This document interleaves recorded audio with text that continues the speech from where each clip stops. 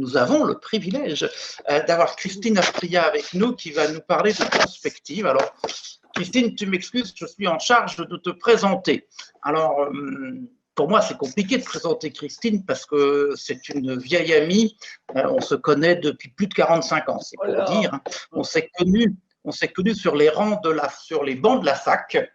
Il y a donc très longtemps, c'était à la rentrée 75, si je me souviens bien.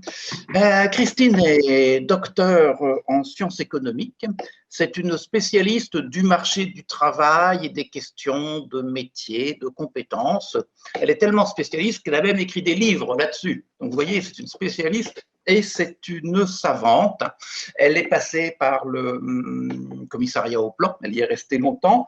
Après, elle est passée au ministère de l'Éducation où elle s'occupait de questions justement d'évolution des compétences. Et aujourd'hui, elle est vice-présidente de la Société française de prospective. Vous voyez qu'on se rapproche de notre sujet.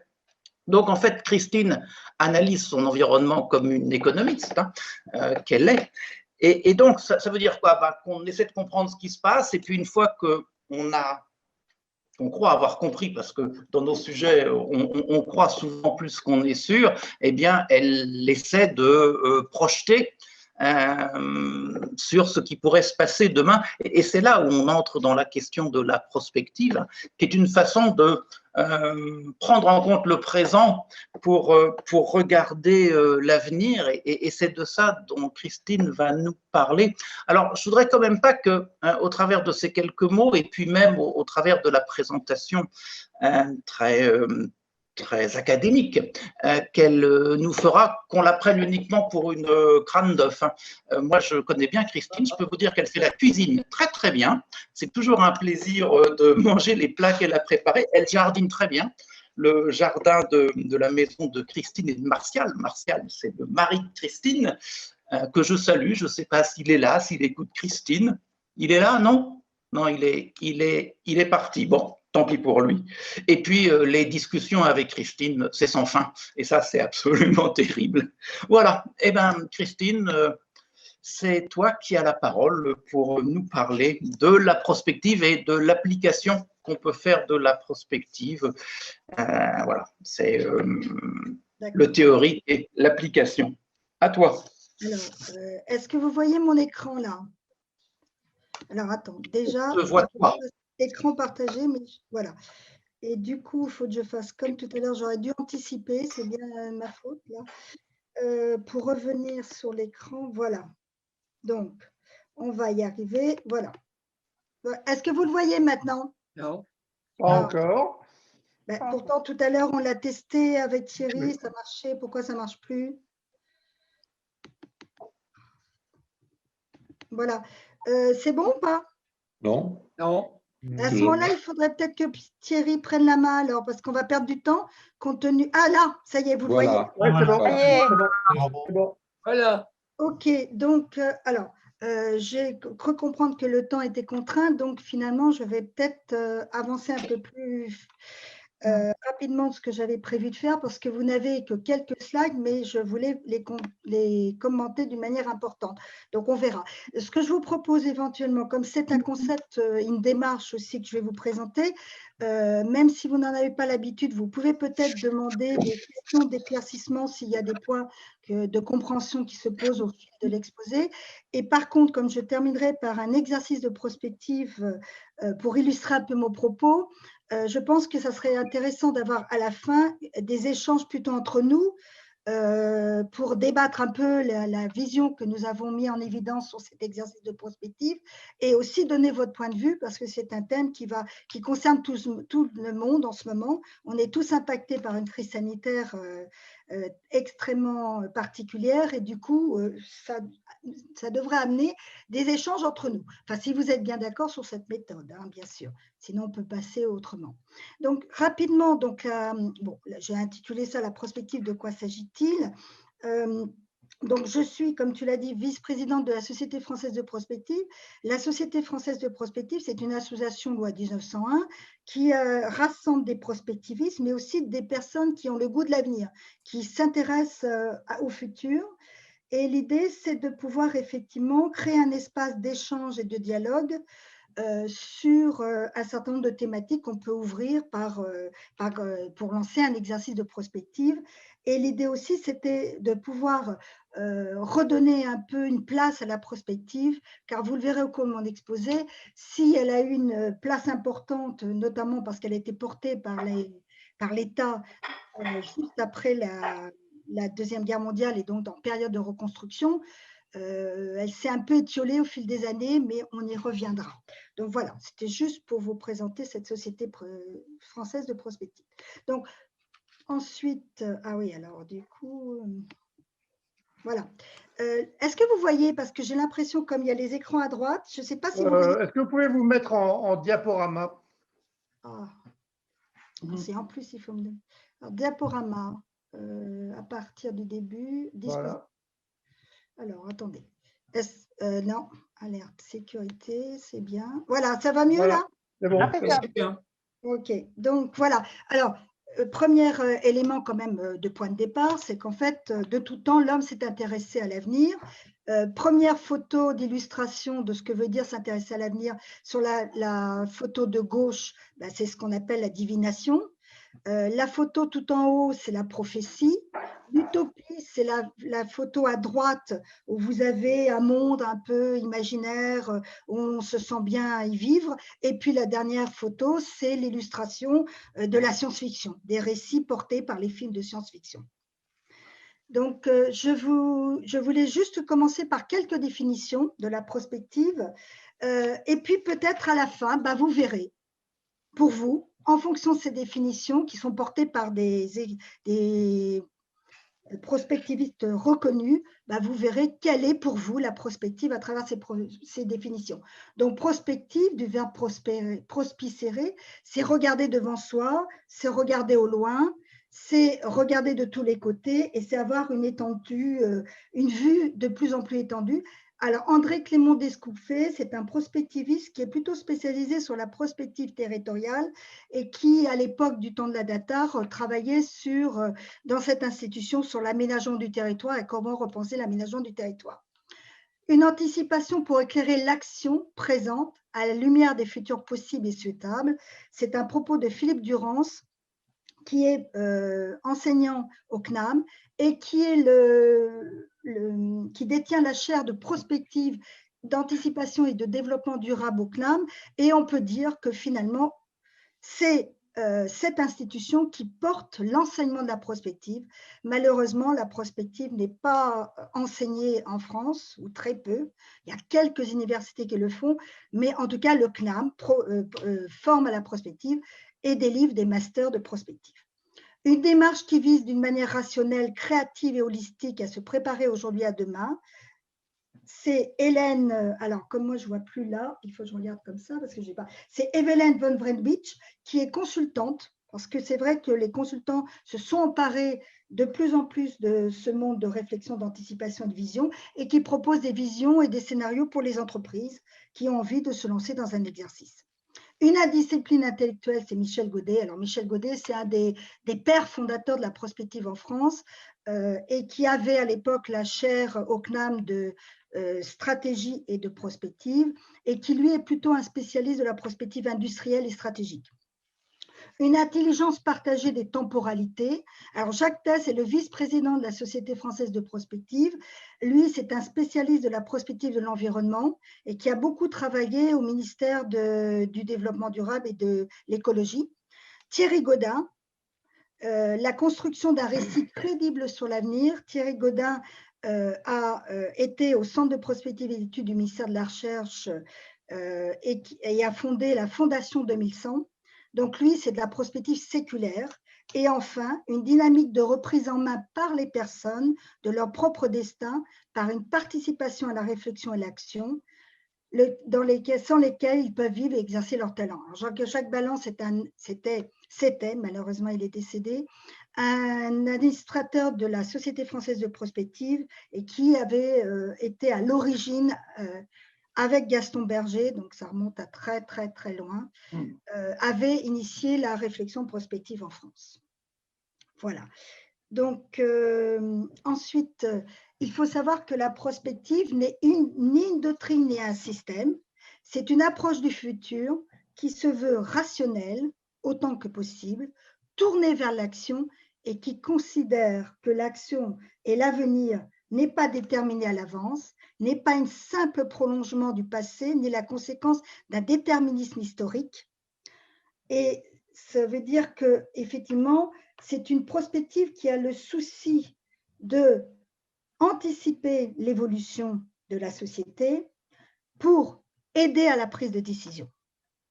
Elle considère que l'avenir est à construire, comme je viens de le dire, qu'il n'y a pas qu'un seul avenir aussi, ça c'est important, il n'y a pas qu'un seul avenir, on peut envisager différents avenirs et vous verrez qu'effectivement dans la méthode et les méthodologies de la prospective, on a toujours une phase d'anticipation qui se traduit par l'élaboration de scénarios. Et c'est la construction de ces scénarios qui, normalement, dans la façon dont on va les mettre en scène, vont aider le décideur à prendre des décisions. Alors, c'est une attitude face à l'avenir. Alors, le père de la prospective en France, c'est Gaston Berger. Et pour lui, la prospective est une attitude. Dans un premier temps, c'est une attitude d'esprit face à l'avenir qui doit avoir une approche pluridisciplinaire, centrée sur l'identification des ruptures et qui doit, c'est ce qu'il disait, il y a 5 grands concepts de la prospective, voir loin, c'est-à-dire se donner un horizon de réflexion qui dépasse celui de l'action, c'est-à-dire qu'en général, un exercice de prospective, on le pense à 10 ans, voire 20 ans, 30 ans, voire le siècle, comme effectivement le travail de Thierry Gaudin sur le monde de 2100. C'est voir large. Voir large, je ne sais pas si vous voyez l'icône, mais ce n'est pas très grave parce que j'ai voulu illustrer les slides, c'est tout. Hein. C'est prendre en compte la pluralité des points de vue et valoriser la diversité des approches. Susciter donc des échanges par l'argumentation. Analyser en profondeur, c'est dépasser des approches spécialisées des problèmes étudiés pour identifier les facteurs déterminants afin de pouvoir sortir des idées préconçues et d'en analyser en profondeur. On y voit l'identification de ce qu'on appelle les tendances lourdes et des faits émergents, des faits porteurs d'avenir parfois, et vous verrez tout à l'heure une illustration de ces tendances lourdes. Tendances lourdes, c'est par exemple l'évolution de la démographie, parce que ça, on a effectivement une évolution très précise de comment, en fonction du taux de fécondité, bien sûr, du taux de mortalité, comment la population va pouvoir évoluer, et cette démographie est une tendance lourde. Prendre des risques, eh bien, c'est effectivement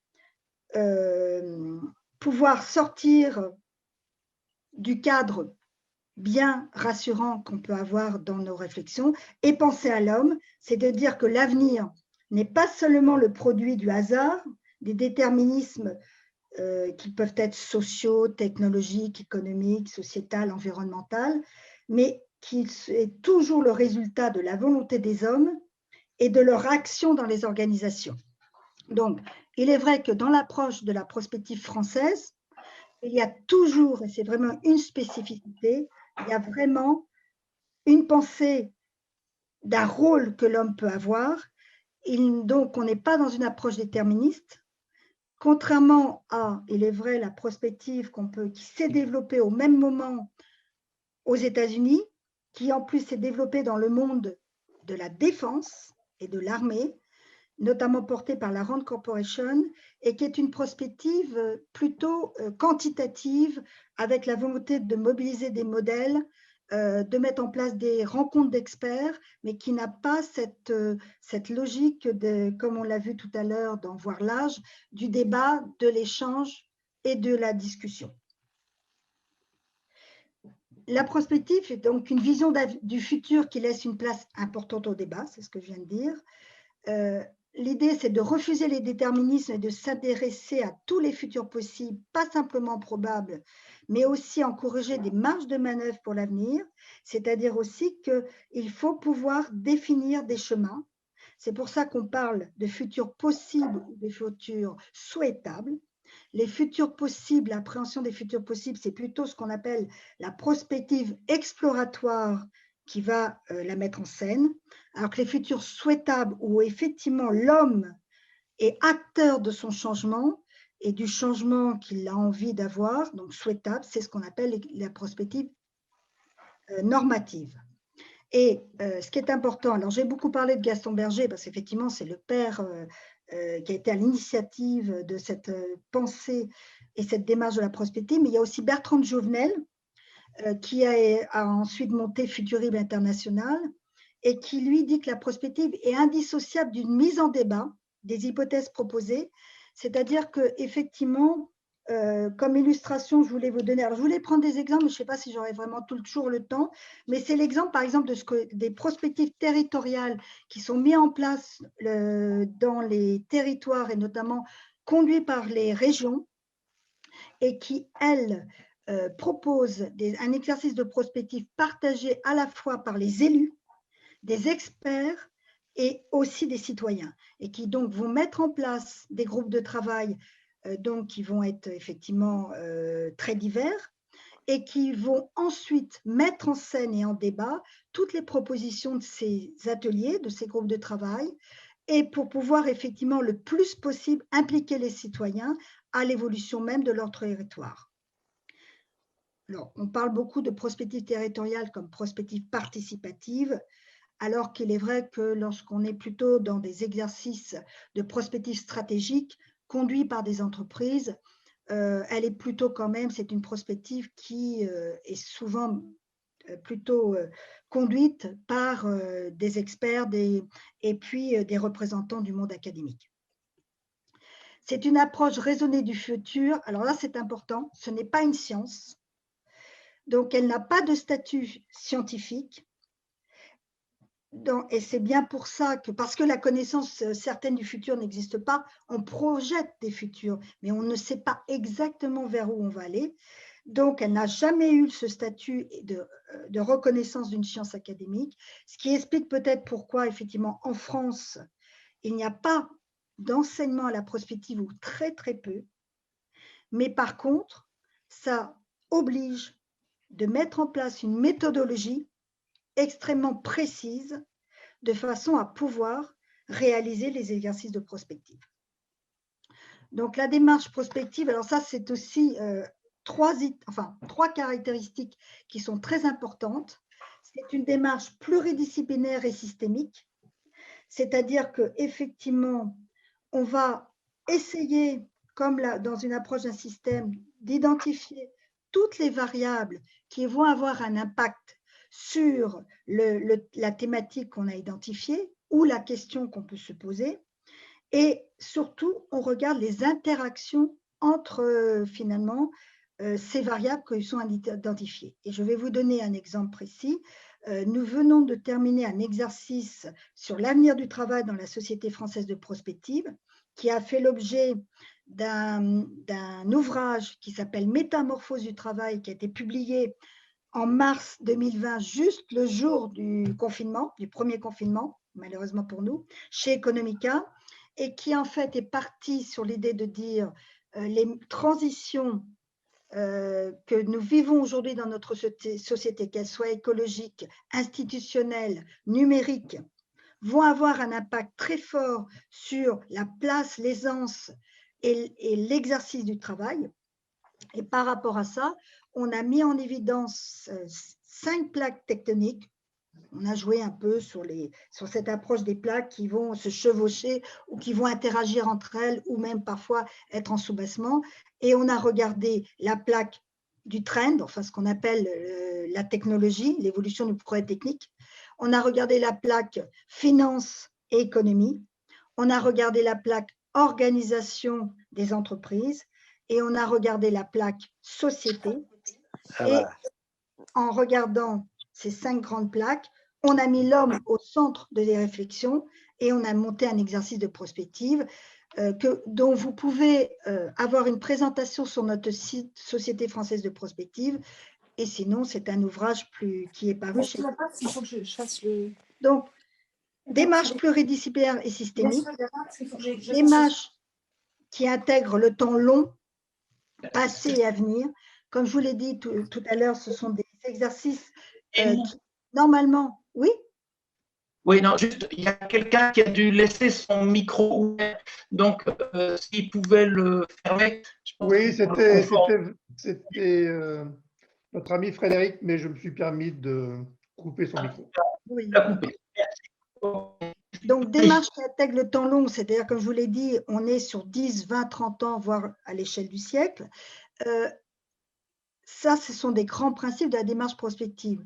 Mais si vous regardez ce qui se passe aujourd'hui dans les observatoires des métiers et qualifications, qui sont des observatoires qui ont été créés dans les branches professionnelles pour anticiper l'évolution des métiers et surtout pour travailler sur la montée en puissance des compétences et du portefeuille des compétences des individus, comme on dit, on voit que les exercices de prospective sont quand même beaucoup plus courts, sont entre 3 et 5 ans, tout simplement parce qu'on le veuille ou non, alors c'est un facteur d'explication qu'on pourrait avoir en débat, c'est qu'en fait, on est quand même beaucoup plus sur le diktat du court terme et de l'urgence, et le fait de prendre du temps, parce qu'un exercice de prospective, c'est donner du temps au temps, c'est du temps à la réflexion, c'est du temps à la mobilisation d'une multiplicité d'acteurs, et du coup, en général, un exercice de prospective, ça dure entre 1 an, 18 mois, voire 2 ans.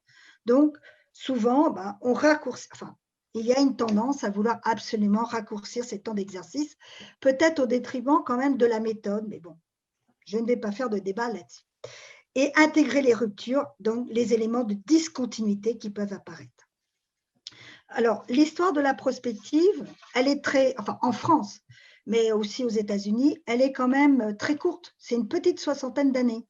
Effectivement, elle démarre surtout après 1945, car la France est en pleine reconstruction.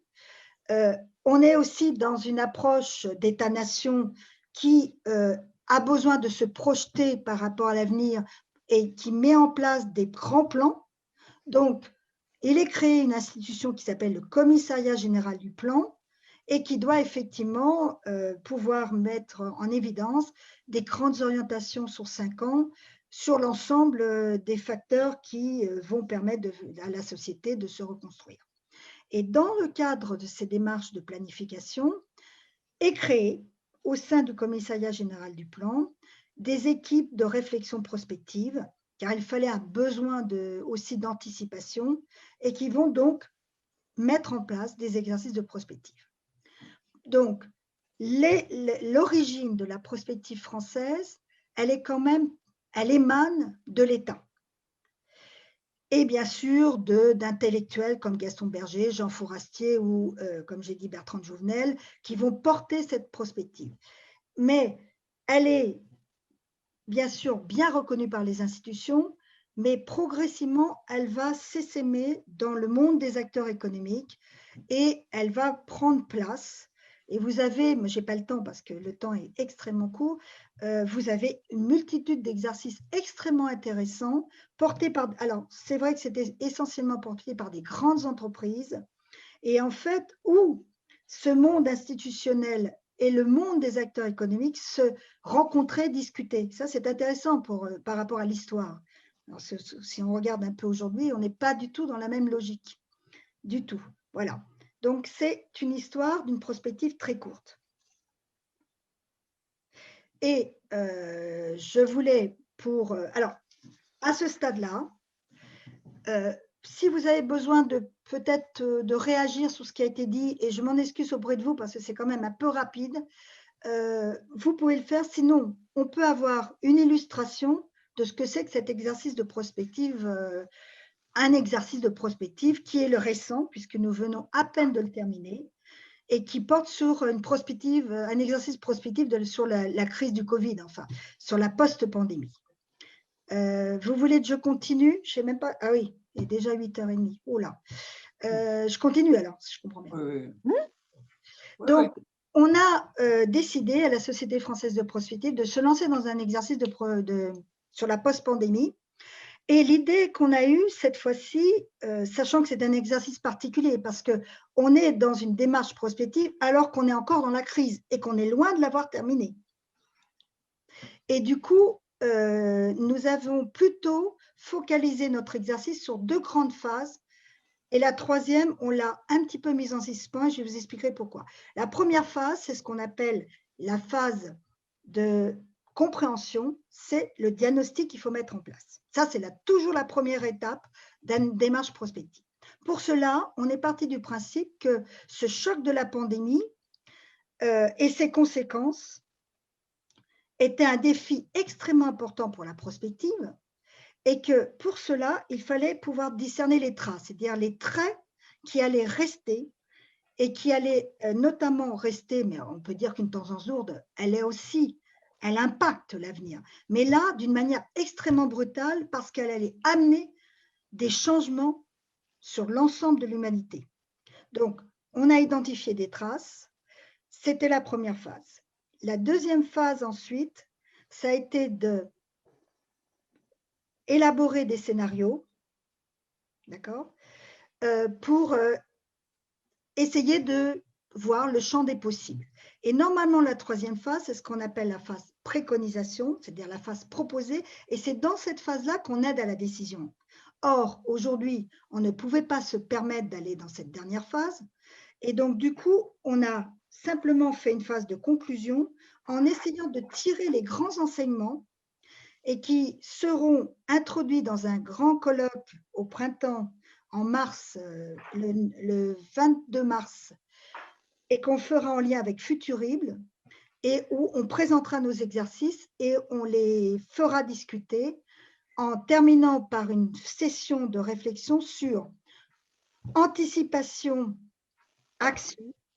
Pourquoi effectivement, alors qu'il y avait eu des exercices de prospective qui avaient été initiés et qui donnaient de l'alerte, pourquoi les États, enfin certains États ne s'en sont pas accaparés?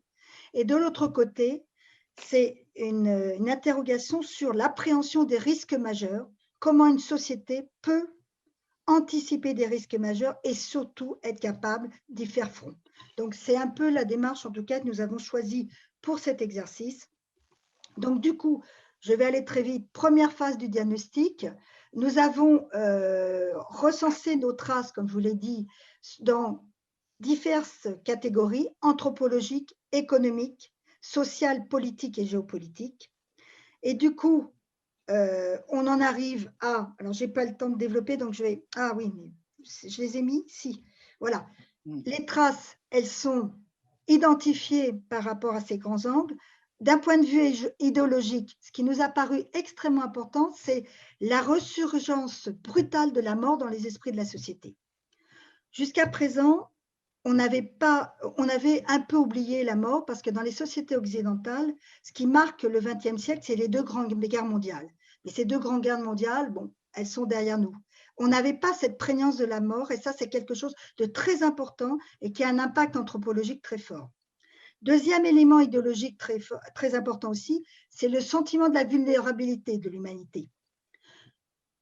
Alors qu'elle se pensait puissante, elle prend conscience que par les interconnexions que les pays peuvent avoir, par la diffusion extrêmement rapide du virus sur l'ensemble de la planète, a posé une vraie interrogation sur la mondialisation et la globalisation avec question quid de son évolution, quid de l'interdépendance et notamment de la dépendance d'un certain nombre de pays. Lorsqu'on est dans une crise sanitaire et qu'on manque d'un certain nombre de produits pour faire face et de remèdes pour faire face à cette crise, on a vu aussi le retour de l'État-nation parce que ce sont les États qui effectivement ont pris la relève et ont essayé d'apporter des solutions et notamment des soutiens à l'ensemble des acteurs qui étaient fortement impactés par cette crise.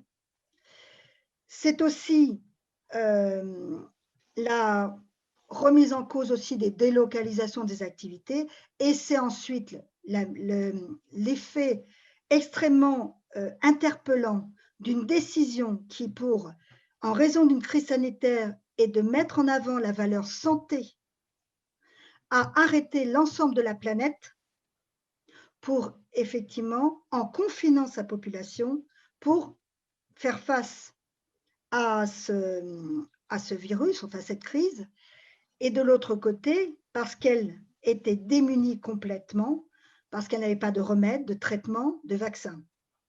Ça, c'est un élément important.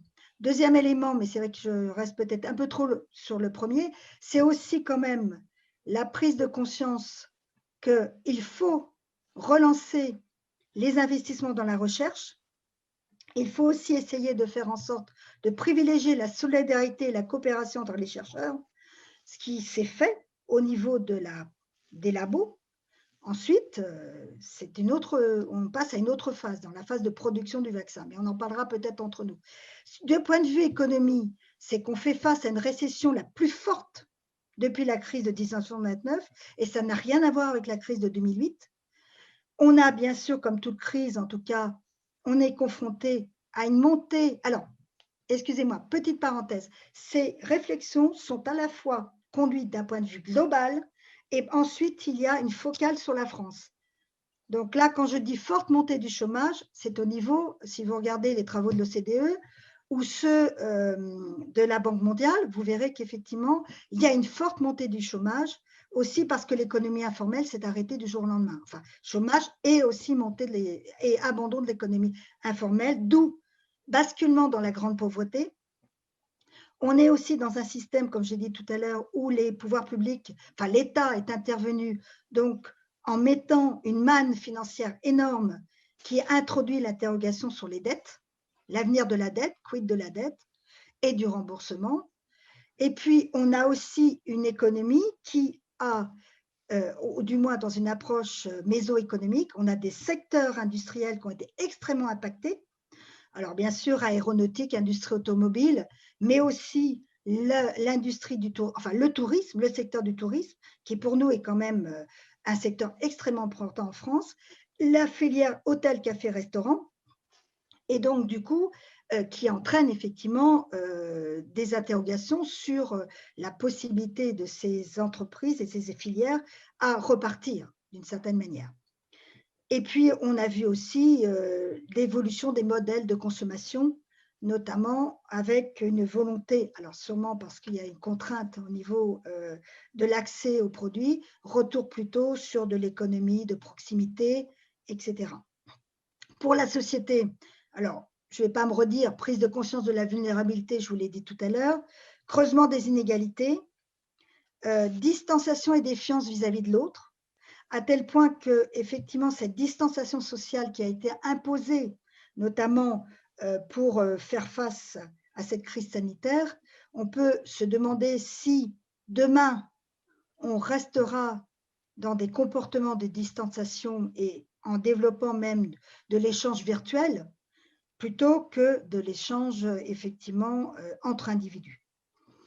Ensuite, donc, politique, c'est à peu près ce qu'on a dit tout à l'heure. Technologie, effectivement, là, il y a une montée en puissance de ce qu'on appelle l'économie numérique, notamment avec une prise de force des GAFA, enfin des plateformes numériques, qui vont imposer leur modèle et qui notamment permettent la communication, les outils de communication, le travail. Alors, j'ai mis télétravail, mais dans un premier temps, c'était du travail à distance qui avait été mis en évidence. Mais on voit bien que ressurgissent toutes des réflexions sur le télétravail et la place qu'il peut avoir dans la société de demain. Et puis ensuite, on a effectivement tout ce qui nous amène à la nouvelle approche du rapport au savoir par la télééducation. D'un point de vue géopolitique, on assiste à, alors ça on voit bien, un désordre mondial. On a vu aussi cette montée en puissance de recherche d'hégémonie entre la Chine et les États-Unis, et avec une Europe qui doit s'imposer dans ce paysage. D'un point de vue européen, ce qui est quand même assez intéressant, c'est qu'on a vu apparaître un plan de relance européen, avec une volonté de coopération, bon, qui n'a pas été très simple à se mettre en place, mais il y a quand même un plan de relance européen qui existe.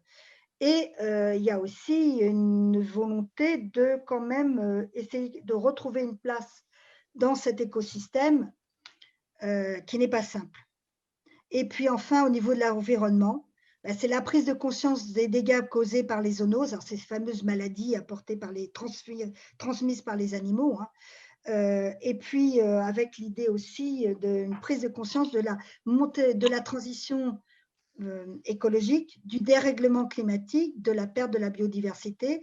Et on voit de plus en plus une conscience quand même qui n'est pas simplement portée par la jeunesse, mais on voit de plus en plus des échos sur le fait de dire qu'il y a aussi à prendre en considération cette transition écologique. Donc voilà, on est parti de toutes ces traces, on a donc mis en place une matrice structurelle, ça s'appelle comme ça en langage, et on a, alors ça je vous le passe parce que je vais être trop longue, et on a identifié 4 scénarios. Alors, je vous laisse lire le contenu parce que sinon on aura très peu d'échanges entre nous. On a un scénario rebond qui en fait était le scénario où finalement, on n'a pas de facteur d'aggravation de la situation. Les plans de relance, tant national qu'européens, fonctionnent. On est dans des comportements vertueux. On trouve un vaccin et on n'est pas… Alors, on l'a écrit, je le dis, c'est important. On l'a écrit au printemps 2020. D'accord? Donc, on n'était pas encore dans le deuxième confinement. On pensait qu'il n'y aurait pas de deuxième vague. Bon, d'accord? Deuxième scénario, la divergence.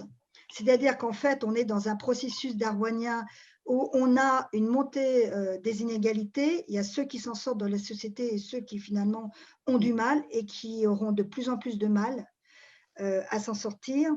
Et on est aussi dans une prégnance de plus en plus de la transition numérique et du poids des firmes qui portent la technologie, pas simplement au niveau de produits, mais aussi au niveau de vecteurs de communication entre les individus. Sur l'effondrement, c'est une thèse. Alors, ce n'est pas de la collapsologie, hein, ce n'est pas l'effondrement total, global sur l'ensemble de la planète.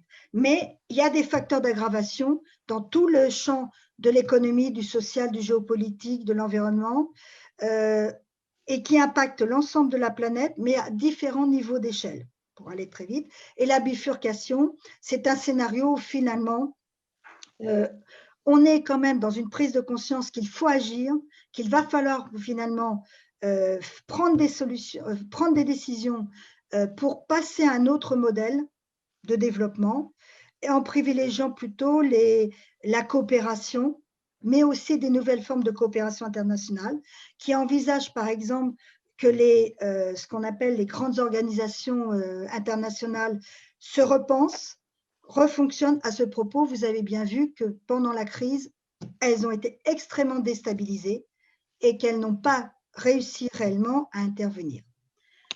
Voilà, je crois que ça demanderait tellement d'échanges entre nous. Je vous invite, si vous êtes intéressé par cet exercice, d'aller le voir sur notre site de la Société française de prospective. Et je pense que peut-être, il reste peu de temps, mais on peut peut-être avoir un échange entre nous.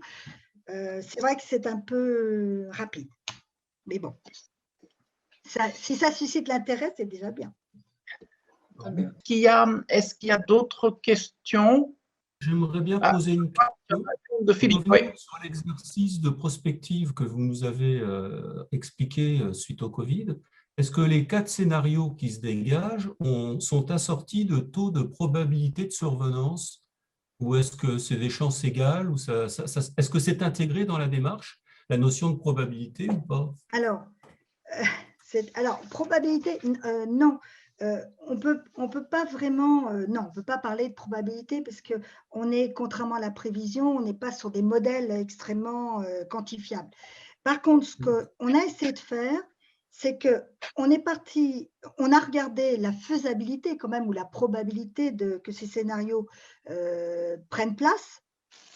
Et ce qu'on a vu, c'est que tous pouvaient arriver. Bon, d'un autre côté, quand on l'a dit, on n'était pas à la 3e vague, parce qu'en fait, aujourd'hui, on est dans une 3e vague. Donc, le scénario rebond, c'est vrai que celui-là, il est obsolète maintenant, sincèrement, il est obsolète. Les 3 autres ne sont pas à laisser de côté, tout simplement parce qu'on voit à travers cet exercice, c'est ce que j'avais essayé de mettre sur papier, mais je n'ai pas eu le temps de l'exposer, c'est qu'on voit qu'il y a quand même des éléments communs à ces scénarios qui de toute façon auront une incidence sur l'évolution de la société. Et on avait identifié 3 types d'incidence, un amplificateur des turbulences et des incertitudes, en identifiant au niveau de santé, financier, économique, géopolitique et climatique les incidences. Alors, si ça vous intéresse, je pourrais vous renvoyer un papier là-dessus. Ensuite, un accélérateur des mutations anthropologiques, notamment par rapport à la mort et la place que la mort peut avoir dans la société, par rapport au regard qu'on peut avoir de l'autre, etc. Et on avait aussi identifié des conséquences au niveau géopolitique, parce que c'est aussi quelque chose qui nous intéressait fortement. Donc, à chaque fois, on avait décortiqué ces scénarios pour pouvoir regarder les éléments communs, et quel que soit le scénario, on aurait de toute façon un certain nombre d'incidences qui émergeraient. Voilà. Ça répond à votre interpellation? Merci beaucoup. J'aurais, Christine, si tu me permets, moi, je voudrais dire qu'on peut même faire de la prospective sans le savoir. Il y a un côté Monsieur Jourdain dans cette histoire. Moi, je dirais que j'ai suivi des enseignements de prospective. Quand j'étais en 3e cycle, j'avais un séminaire de prospective. Donc, voilà, il y a très longtemps. Ça se faisait. Je ne sais pas si ça continue en dehors du CNAM à se faire.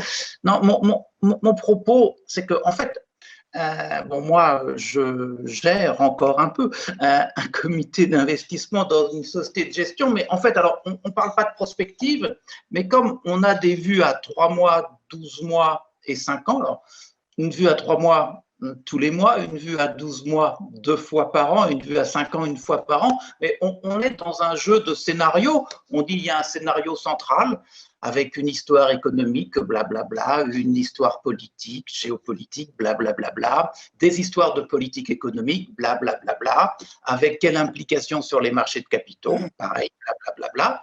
Et donc, on a 3 histoires, un scénario central, un scénario plus pessimiste, un scénario plus optimiste, et on donne des probabilités.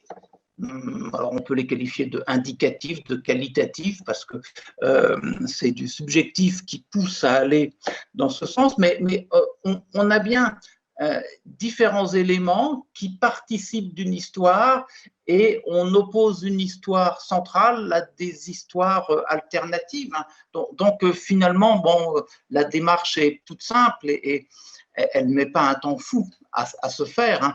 Il y a la contrainte du temps et la contrainte des conclusions pour gérer les portefeuilles. Mais on est bien dans une démarche similaire, qui n'est pas du tout une démarche assise sur de la statistique, sur du quantitatif. On pourrait extrêmement bien dire, on va prendre des méthodes comme les méthodes de Monte Carlo et en fait générer des tas de scénarios à partir d'un point de départ et ça nous amènerait les marchés dans une direction ou dans une autre. Là, ce n'est pas ce qu'on a choisi, donc c'est des démarches avec sans doute une ambition intellectuelle plus faible, mais assez proche. Ça c'était pour dire que, voilà, même sous une forme plus dégradée, c'est quelque chose dans les entreprises que l'on vit. Et mon point de curiosité, il est en fait sur, bon, on a des tas de thématiques, on essaie d'envisager des trajectoires, et puis on voit bien qu'après, j'imagine qu'il y a un regroupement de ces thématiques, il y a des regroupements qui font sens, ça va être un de vos scénarios, puis des regroupements qui ne font pas sens, que vous les abandonnez. Mais est-ce que tu pourrais nous préciser un peu ce point de méthodologie? Comment vous faites, voilà, pour rejeter un jeu de différentes hypothèses et puis pourquoi garder cela? Sachant que moi j'avais l'impression dans les 4 scénarios que tu proposais, je pense que le rebond, on l'aura, la divergence, on l'aura, la bifurcation, on l'aura. Donc moi, j'aurais presque envie, quand je t'entends, de me dire que l'histoire centrale qu'on aura, elle regroupera ces 3 éléments. L'effondrement, je le mettrai en scénario alternatif pessimiste. J'y croirais pas trop. Mais c'est la frontière entre ces 3 scénarios. Moi, je sais pas, je trouve que c'est assez poreux. Alors, Il y a plusieurs choses à dire. La première, par rapport à ton illustration dans ce que tu fais dans ton environnement professionnel, d'accord, tu as pris la précaution de dire on n'est pas dans des modèles, on n'est pas dans des calculs scientifiques, on est plutôt sur de la mais ce que je vois, c'est que vous êtes plutôt quand même sur de la prolongation de tendance. Donc moi, j'assimilerais plutôt la démarche que vous faites à de la prévision que de la démarche prospective. En plus, c'est entre vous, donc avec des acteurs qui sont sûrement de la même, comment dire, la même formation disciplinaire, alors que dans la démarche prospective, ce qui est intéressant aussi, c'est le croisement des regards. Et plus tu auras des participants qui arrivent d'horizons extrêmement différents, plus le débat et l'échange sera productif. Donc ça, c'était juste un petit élément de débat, mais ce n'est pas très grave. La deuxième chose, par rapport à la construction de nos scénarios que nous avons fait,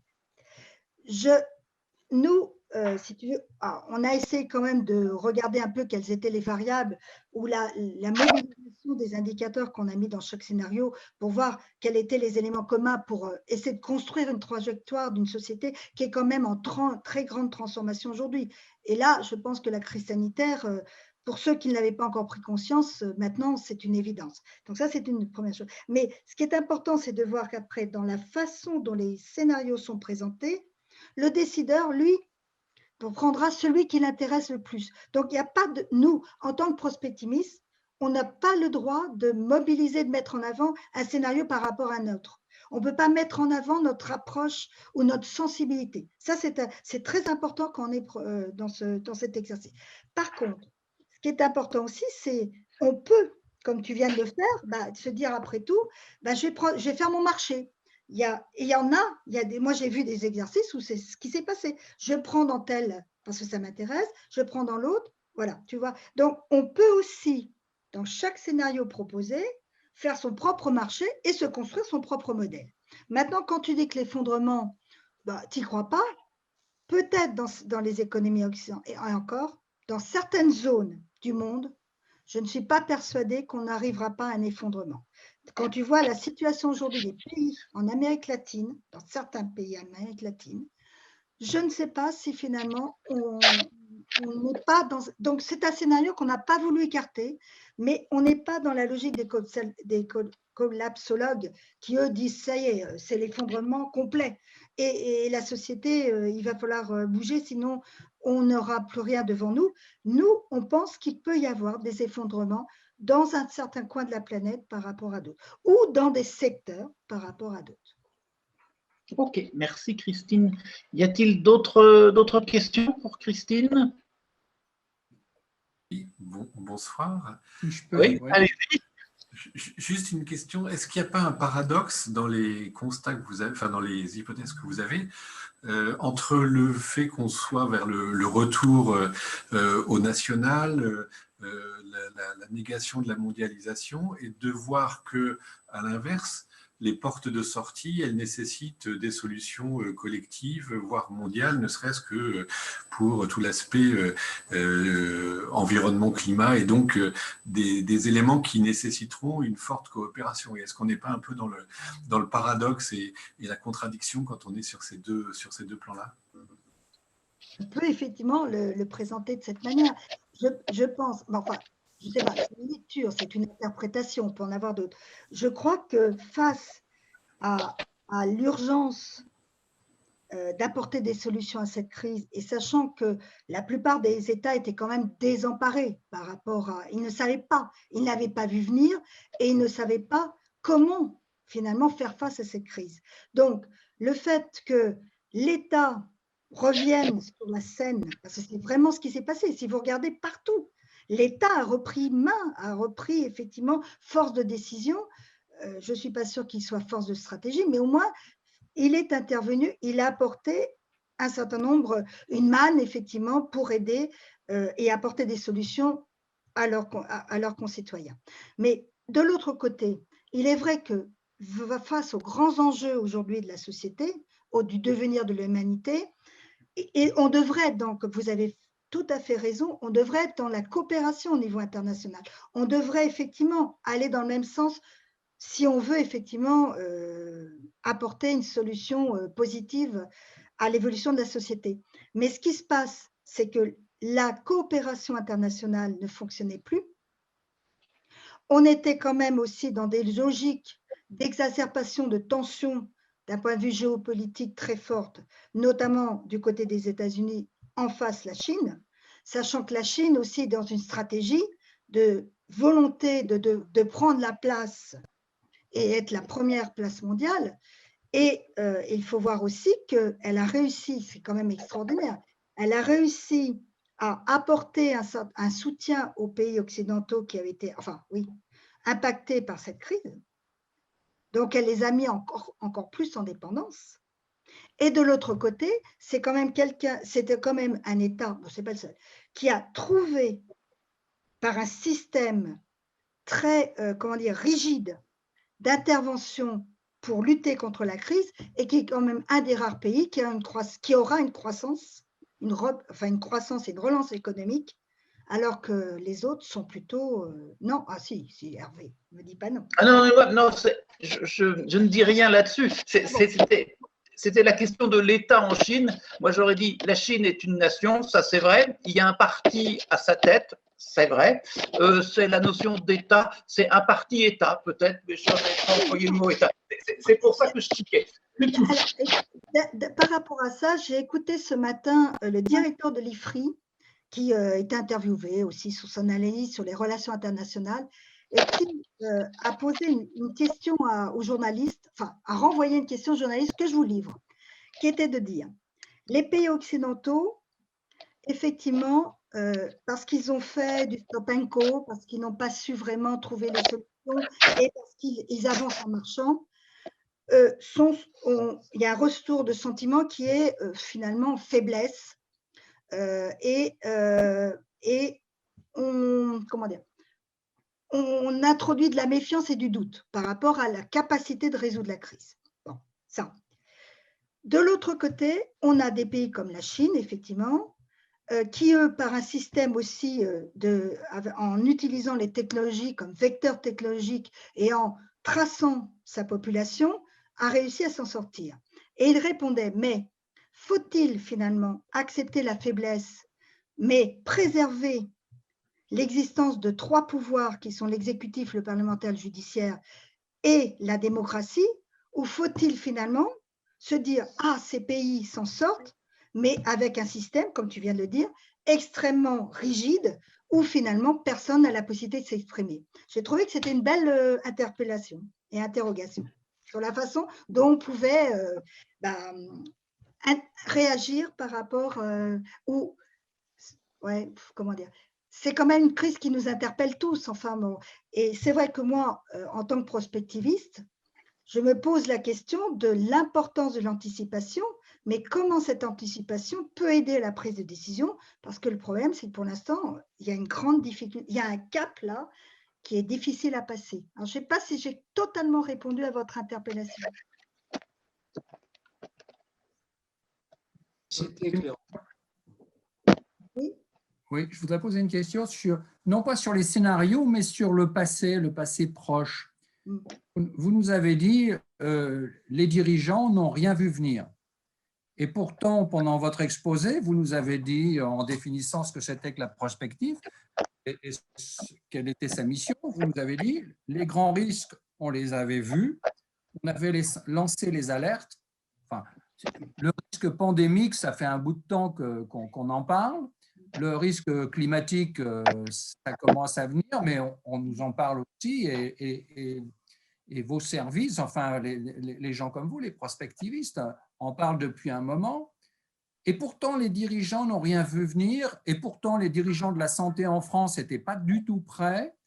Qu'est-ce qui fait, à votre avis, que votre message ne passe pas?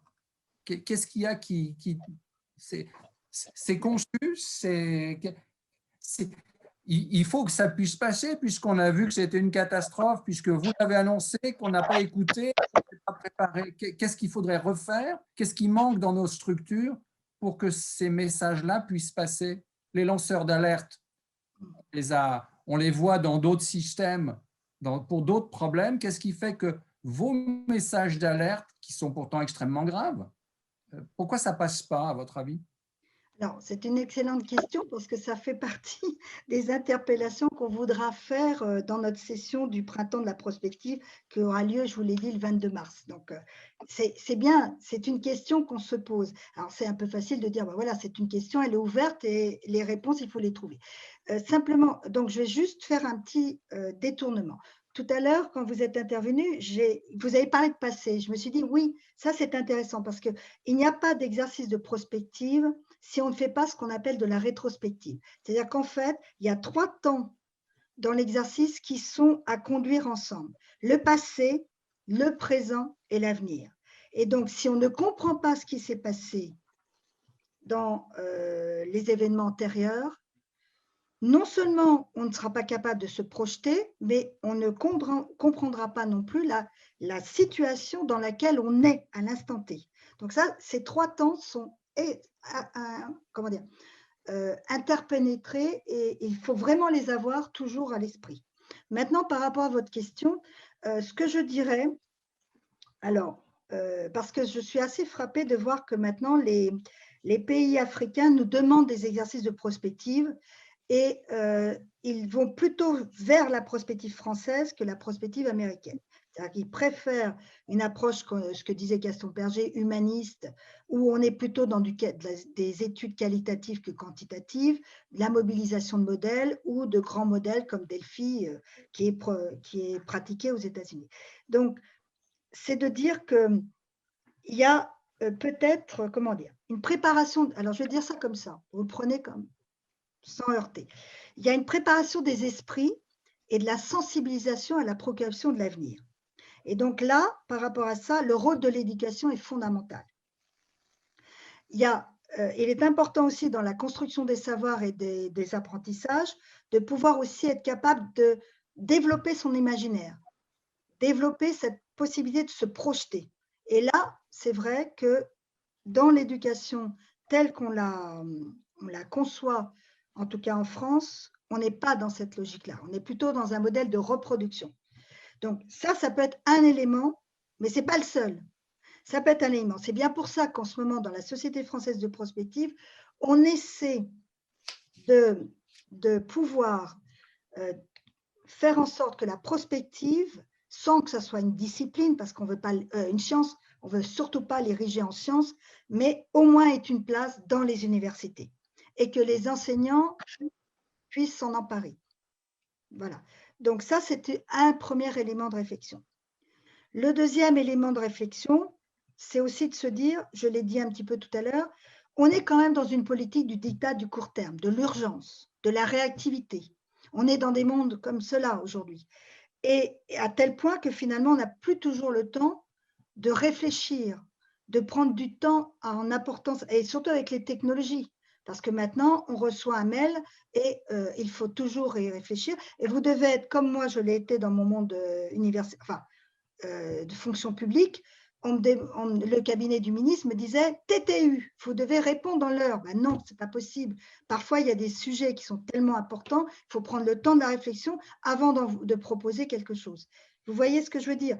C'est peut-être un autre élément d'explicitation. Après, il y a aussi de se dire un désengagement de l'État. Mais ce n'est pas le seul acteur dans la prospective. Mais il est vrai que dans la période de reconstruction française, l'État a mis en place des structures et elles se sont développées pas simplement au Commissariat général du plan et à la DATAR pour l'aménagement du territoire, elles s'est développée dans les ministères. Et maintenant, il n'y en a plus. Il n'y a qu'un seul ministère qui a un vrai centre de prospective, c'est le ministère de l'Agriculture et la Défense. Enfin, il y en a 2. La Défense. Tous les autres n'ont plus d'instance d'études, de réflexion et d'anticipation. Il y a sûrement d'autres éléments de réponse, hein, mais je vous livre en tout cas ces 3 angles. Ok, merci Christine. D'autres remarques, d'autres questions? J'ai une question, d'abord une observation. Dans les fondamentaux de la prospective que vous avez évoqué, Christine, on retrouve des termes qui fleurent blond l'esprit rotarien, parce que vous avez parlé d'approche tournée vers l'action, ça c'est un mot qui nous parle, de de recherche de la prise, enfin d'aide à la prise de décision, d'attitude d'esprit qui amène à penser l'homme, à prendre des risques, à voir loin, sans parler de fait d'être acteur du changement. Alors ça, si ce n'est pas rotarien. Donc, je pense quand même qu'il y a beaucoup d'indices qui indiquent que Gaston Berger, dont vous avez cité le nom à plusieurs reprises, devait certainement être rotarien. Maintenant, ma question est la suivante, c'est que vous avez indiqué de façon très claire que la prospective n'est pas une science. Est-ce que vous pensez qu'on pourrait le définir comme un art, ce qui ferait bien sûr de vous une artiste? Alors, ça me plairait bien. Et je veux juste vous dire que de plus en plus, on essaie de nous ouvrir au monde de l'art en associant des artistes. Et c'est vrai que le rapport permet en tout cas de changer de posture. Et je pense que c'est quelque chose qui est important pour nous parce que, et je pense que ça serait peut-être l'élément de conclusion, c'est qu'en fait aujourd'hui, c'est un peu la question de Jean-Louis, là, c'est ça. Jean-Louis, on s'aperçoit que la prospective, elle a besoin aussi de se repenser. Aujourd'hui, elle a vraiment besoin, à l'aune des transitions dans lesquelles nous sommes, elle a besoin de se repenser. Et nous avons à la Société française de prospective, et j'en suis très heureuse parce que ce n'était pas gagné, nous avons créé un collège de prospective et nous avons réussi à rassembler dans ce collège les pères fondateurs de la prospective, qui sont le CNAM, qui sont Futurible. On a les représentants encore, et il n'y en a pas beaucoup, de la prospective du monde de l'État, enfin institutionnel. On a des représentants des entreprises et on a des collectivités territoriales. Et on vient de créer un groupe de travail qui s'appelle GT de la prospective de la prospective. C'est-à-dire qu'ensemble, on va essayer de se repenser et de repenser la prospective à l'aune de l'évolution de la société. Et ce qu'on va essayer de faire, parce que Thierry Gaudin est à la WWFSS, enfin c'est la World Future Studies Generation, qui est la grande organisation américaine qui rassemble l'ensemble des prospectivistes internationaux. On va essayer une fois qu'on aura des choses à dire, on essaiera de se rapprocher d'eux pour peut-être initier une évolution de la prospective. Voilà. Ok, merci Christine. Moi, je vais faire une remarque. Alors, s'il n'y a pas d'autres questions, je vais faire une toute petite remarque et puis un mot de conclusion et de remerciement. Y a-t-il une dernière question ou pas? Oui, moi j'en ai peut-être une. Par rapport à l'Europe, les autres pays d'Europe, quelles sont vos relations avec eux sur le plan de la prospective? Alors, deux types de relations. On est en contact avec Astrée. Astrée, c'est l'organisme de prospective qui rassemble les prospectivistes européens. Ils sont basés en Belgique. Et on a aussi des contacts avec la Commission économique européenne qui ont une cellule de prospective. Voilà.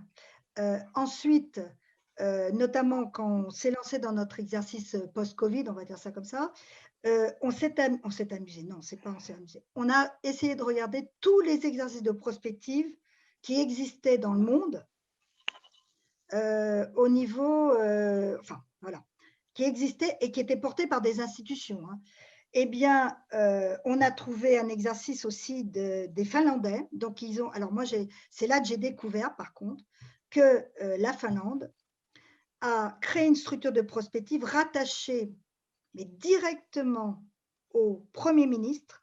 Donc, elle a, vous voyez, par rapport à ce que je disais tout à l'heure, Jean-Louis, elle a un positionnement qui est vraiment, en général, les exercices et les préconisations qu'ils font, c'est pris ensuite par le gouvernement et il y a effet de suite. Ça, c'est très intéressant. Ça pose le problème aussi ça met en évidence le positionnement de la prospective. Lorsqu'on est à un niveau, c'est pareil dans les entreprises, les directions de prospective qui sont rattachées au COPIL managérial ou PDG ont un facteur d'influence, c'est peut-être pas le mot bien choisi, mais de force de décision. Par exemple, à AXA, Cécile Vendin, qui est la responsable de la prospective, en plus, elle est positionnée comme prospective stratégique. Donc, elle a une possibilité d'action et d'intervention. Voilà. Donc, c'est ce qu'on essaie de faire. Alors, c'est vrai qu'on a plutôt tendance à se rapprocher des Européens que d'aller vers d'autres prospectivistes, et notamment ceux américains. C'est un facteur d'éloignement, là, pour l'instant en tout cas. Même si Zoom fonctionne bien, hein, c'est sûr. Ok, merci Christine pour cette présentation de ce qui est pour beaucoup d'entre nous une découverte. Hein. Et en fait, moi j'avais envie de dire deux choses. D'abord, en t'écoutant, j'étais en train d'essayer de me souvenir de mes lointains enseignements et c'était compliqué. Mais ce dont je me souviens, c'est que c'était pas très facile de faire fonctionner les approches américaines et françaises de la prospective. Il me semble que du côté américain, c'était beaucoup plus contraint. Avec plus de modèles. Hein. Ils mettaient en avant leur capacité à générer des scénarios au travers de l'informatique. Hein. C'était de l'informatique lourde à l'époque. Et quand je t'écoute, je me dis que voilà, trouver des convergences entre les deux approches, ça a l'air d'être aussi compliqué aujourd'hui que ça ne l'était il y a 40 ans. Et puis après, et vraiment, le mot de la fin, hein, en fait, j'avais un peu la même remarque que Thierry en tête. Alors, en me disant que c'est vrai que dans toute aventure humaine, eh bien, il y a des questions de courage, des questions de choix, des questions d'action, le tout avec une certaine rigueur, une certaine éthique, et que dans ce cas-là, le Rotary se retrouvait bien dans ce type d'approche. Et j'étais en train de me dire que finalement, on pourrait essayer de mettre en place une démarche prospective pour le Rotary. Ce serait un truc à proposer au district ou au Rotary international. On verrait bien la tête qu'ils feraient si on leur faisait une proposition comme ça. Voilà, je dis ça avec beaucoup de gravité et un petit peu d'humour tout de même. Écoute, merci beaucoup Christine, hein, au nom de tous les amis du club du Rotary Maison Lafitte-Ménil et en mon nom, évidemment. Merci, un grand merci Christine pour ça. Voilà, ça nous a ouvert des horizons et que si l'avenir n'est jamais écrit, ça c'est vrai, ça n'empêche pas de le penser. Et que si on ne veut pas qu'il soit écrit à nos dépens, essayer de le penser, c'est quand même mieux. C'était la remarque de Jean-Louis. Là, on s'est fait prendre par la brigade, voilà, une crise sanitaire. Si on ne réfléchit pas plus, on se fera prendre par autre chose demain. Et c'est vrai que pour tous ceux qui sont dans le business, hein, être capable de voir loin, au-delà des résultats trimestriels, ça serait drôlement bien.